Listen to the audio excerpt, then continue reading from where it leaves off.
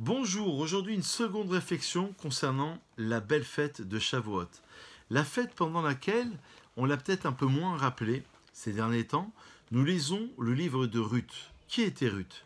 Ruth était une femme du pays de Moab qui avait une belle-mère, évidemment, mais son beau-père, qui était Elimelech, va abandonner Eretz Israël.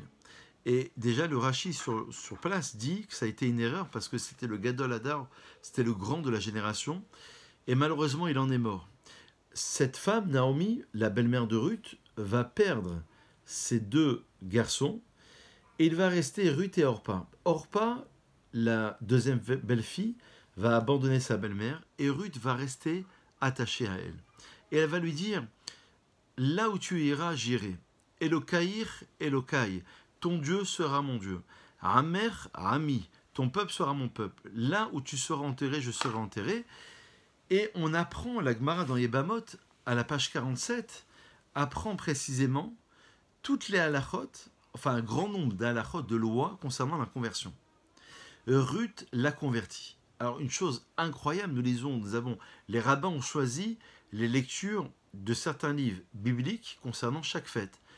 Shir HaShirim, le cantique des cantiques, l'amour foudroyant entre un homme et sa femme, qui représente, symbolise Dieu et les enfants d'Israël. On va le lire à Pessah, parce qu'on sort d'Égypte. On va lire le livre de Kohelet, qui représente le côté éphémère dans la vie, quand on se place sous la soukha, pendant la fête de Sukkot. Le livre d'Esther, c'est une évidence pour la fête de Purim.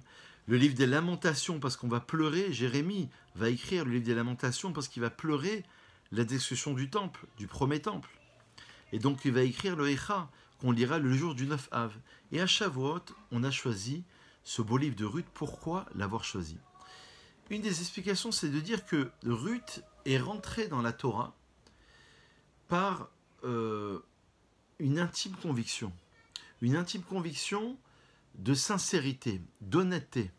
On va se convertir, mais pas pour rechercher un moyen, pas pour gagner de l'argent, pas pour se marier, par pure sincérité. On va l'apprendre de Ruth.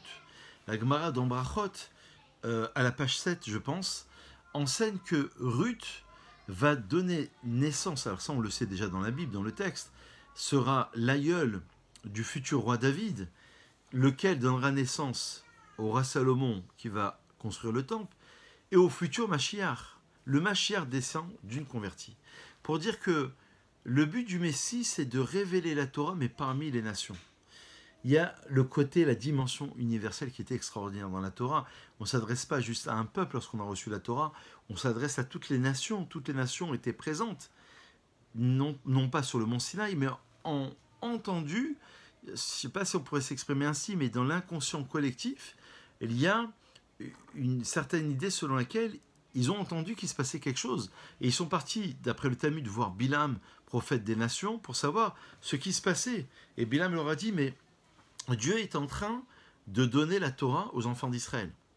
Voilà que Ruth porte un nom qui est extraordinaire, parce que ça vient de la racine, la Gemara dans Brachot à la page 7 nous le révèle, de Kosi Revaya, du chant. Le roi David va chanter, et il va chanter la louange de Dieu. Et c'est pas pour rien si on lit les Télim à Shavuot, parce qu'il est mort pendant Shavuot. Et cette dimension de pouvoir chanter à travers les psaumes, parce que j'ai fait un cours sur les Télim où j'explique là-bas qu'il y a des ta'amim spéciaux, des chants musicaux, des accents toniques réservés au livre des psaumes, de Iyov et de Michelet aussi, où là-bas on a expliqué que finalement le roi David a eu cette capacité de chanter la louange de Dieu parce que sa grand-mère, son arrière-grand-mère, son aïeule, Ruth, a su chanter la louange de Dieu. Voilà une des raisons pour lesquelles nous prenons comme exemple cette conversion. On pourrait dire de manière plus simple que non seulement c'est le fait de rentrer pleinement dans la Torah, avec sincérité, avec honnêteté, mais le peuple est rentré dans la Torah. C'est comme si que le peuple s'était converti parce qu'on s'est trempé dans un mikvé et finalement on a reçu la Torah. Donc on a changé d'identité, et d'ailleurs il y a certaines lois, certains principes qui ont changé, des lois très techniques, je ne vais pas en parler aujourd'hui, mais il y a des lois techniques qui ont changé à partir du moment où on a reçu la Torah. Il y a eu un changement. Et donc on prend exemple chez cette femme Ruth qui a suivi sa belle-mère Naomi, mais uniquement par envie, par amour de la religion, de Dieu, d'une découverte. Elle va se marier avec Boaz, et ensuite ils vont avoir un enfant, lequel donnera naissance à Ishaï, le père du roi David, et ensuite au roi David. Rappelez-vous que la Gemara dans Shabbat nous explique qu'il y a 4 personnes qui n'ont jamais fauté et qui ne seraient jamais mortes si ce n'était pas Pe'etio Shel Narash, si ce n'était pas à cause du serpent originel. C'est l'une de ces 4 personnes. Il y a évidemment Kilhav, le fils de David. Il y a Ishaï, le père du roi David. Il y a Amram et il y a aussi Binyamin. 4 personnes. Donc Ishaï fait partie de ces personnages qui descendent de Ruth. Et Ruth va nous frayer ce chemin, c'est la raison pour laquelle nous choisissons la lecture de ce livre pendant Shavuot, parce qu'elle représente la naissance même de l'espoir, d'une nation qui n'aurait pas dû être acceptée dans la conversion. Rappelez-vous que le Talmud en Kedushin explique longuement que les hommes de Moab ne peuvent pas être acceptés à la conversion. Les femmes de Moab, oui, pour différentes raisons, on en reparlera si Dieu veut.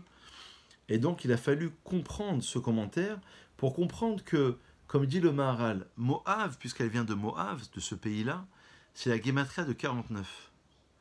Et elle représente une dimension selon laquelle, même au 49e degré, où il y a un doute pour la conversion, mais il y a une certitude concernant la conversion des femmes, mais en tous les cas, une non-acceptation pour les hommes, eh bien, ce chiffre 49 qui représente les 49 degrés d'impureté, on va sortir Ruth là-bas et elle va permettre ce rapprochement vers la Kedusha, vers la sainteté.